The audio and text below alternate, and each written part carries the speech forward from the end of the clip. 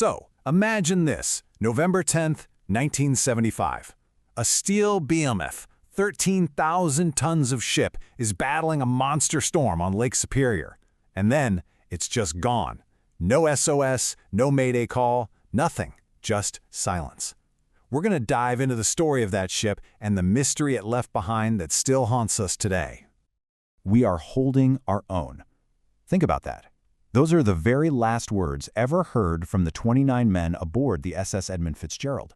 It's such a calm, professional report, coming from a captain who was, in the fight of his life. And then just moments later, his ship, and his entire crew vanished forever. And that's the question at the heart of all this, isn't it? How does a ship longer than 2 football fields just disappear? This wasn't a slow sinking. It was so violent, so unbelievably fast, that not a single person on board had time to even grab a radio. I mean, how's that even possible? Okay, so to really understand what happened out there, you need to meet the 3 main characters in this incredible drama. You have this legendary ship, her veteran crew, and the absolute monster of a storm that brought them all together. First up, let's talk about the ship herself, the SS Edmund Fitzgerald. She wasn't just some freighter. Oh no, they called her the Mighty Fitz. She was the true queen of the Great Lakes. For 13 years, she was the biggest ship on these waters, a record-breaking workhorse. People would literally come out to watch her pass by. And the scale is just staggering. We're talking 729 feet.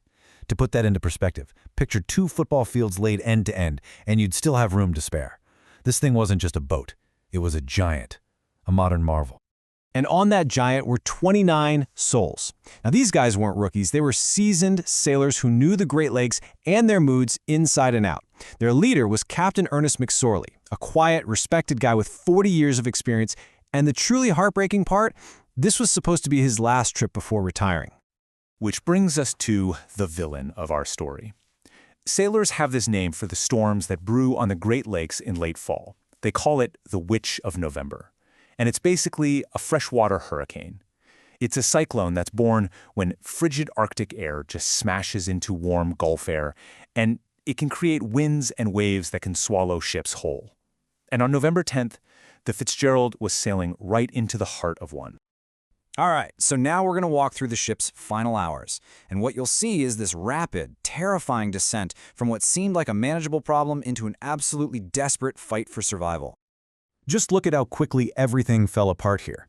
At 3:30 in the afternoon, they've got some damage, but it seems like they have it under control. Not even an hour later, they're completely blind. By 7 p.m., they're in the direct path of these monster waves. And then, just 12 minutes after their last calm report, they're gone. The whole situation just escalated with terrifying speed.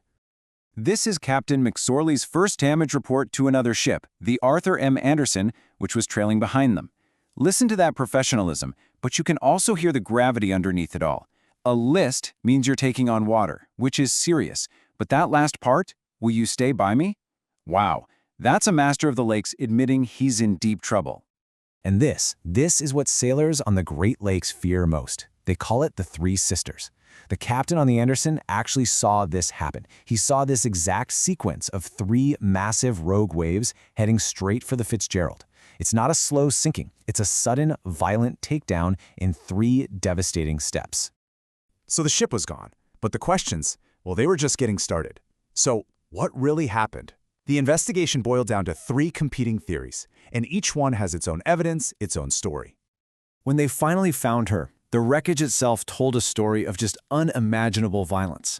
A 729-foot steel ship broken in 2 pieces on the bottom of Lake Superior. I mean, it was snapped in half like a twig. Whatever happened, it was catastrophic, and it was instantaneous. So, you've got 3 main theories. The first one is the official U.S. Coast Guard conclusion, faulty hatch covers. Basically, they let water flood the cargo hold. A lot of sailors and the families hated this theory because it felt like it blamed the crew. The second idea is shoaling, that the ship scraped its bottom on a shallow reef hours earlier, tearing a fatal gash. And the third, and maybe the most dramatic, is that those 3 sisters' rogue waves just overwhelmed the already damaged ship in a matter of seconds. Honestly, the truth is probably some fatal combination of all 3. But the mystery of how the Fitzgeralds ended wasn't the end of its story, not by a long shot. In fact, the tragedy is what transformed the ship from a Great Lakes workhorse into an international legend. Just a year later, the Canadian folk singer Gordon Lightfoot released this haunting ballad about the sinking. The song was a massive hit, and for millions of people, it was how they first heard the story. It absolutely cemented the ship's name in folklore and made sure that crew would never, ever be forgotten. You know, the loss of the Fitzgerald led to a complete revolution in Great Lakes safety. Mandatory survival suits, way better navigation gear, much stricter rules for securing hatches. All these changes happened because of this disaster. There's no doubt that the sacrifice of those 29 men has saved countless other lives since.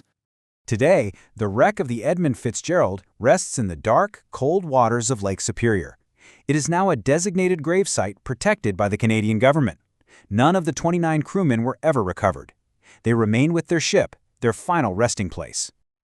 So we come back to where we started, to those 5 simple, professional words spoken right in the heart of a freshwater hurricane. It's a statement of fact, of courage, and of a reality that was about to be completely extinguished in an instant. And that's really the question that Fitzgerald leaves us with, isn't it? What does it mean to hold your own right up until the very moment you're gone? It's about professionalism in the face of impossible odds. It's about that incredibly thin line between being in control and total catastrophe. And ultimately, it's about the profound, enduring silence that's left when a giant of the lakes and the 29 souls aboard her simply vanish.